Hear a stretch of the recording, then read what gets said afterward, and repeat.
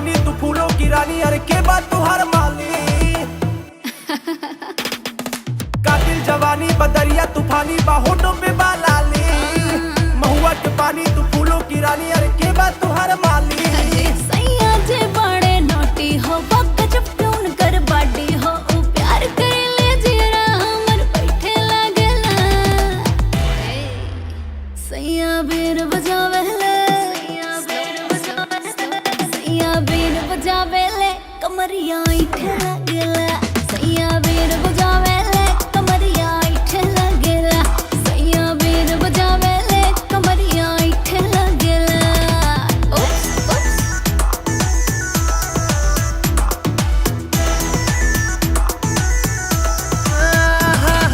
पतली कमर कहीं जैसन, हिललू तू मशीन जैसन, दिल में डूबेलू समरीन जैसन, लहरेलू ऐसे नागिन जैसन। तोरा बॉडी की डिजाइन बड़ी मस्त बा, बॉबी लागेलू फिल्म के सीन जैसन। और सीन जैसन टीवी सॉन्ग बेबी मिलल पाई ऐसन पाती, बड़ा मजा होई हो। अरे प्यार के मीठा मीठा मिलत साजा होई हो।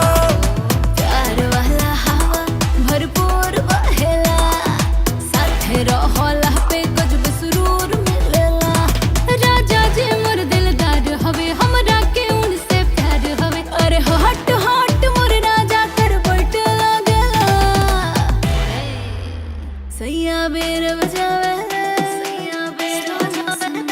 सैया बीन बजावेले, कमरिया इठे लागेला। सैया बीन बजावेले, कमरिया इठे लागेला। सैया बीन बजावेले, कमरिया इठे लागेला। हाँ हाँ हाँ, दाल भात संग में चोखा बा, रूप के कहानी अनोखा बा। लागेला बता तोर सोखा बा, मोह माया सब धोखा बा धोखा बा। मन करे हम हूँ बजाइल ही दिन, जानतानी हमरो के मौका दा मौका दा। सैया बीन बजावेले, सैया बीन बजावेले, कमरिया इठे लागेला। सैया बीन बजावेले, कमरिया इठे लागेला। सैया बीन बजावेले, कमरिया इठे लागेला।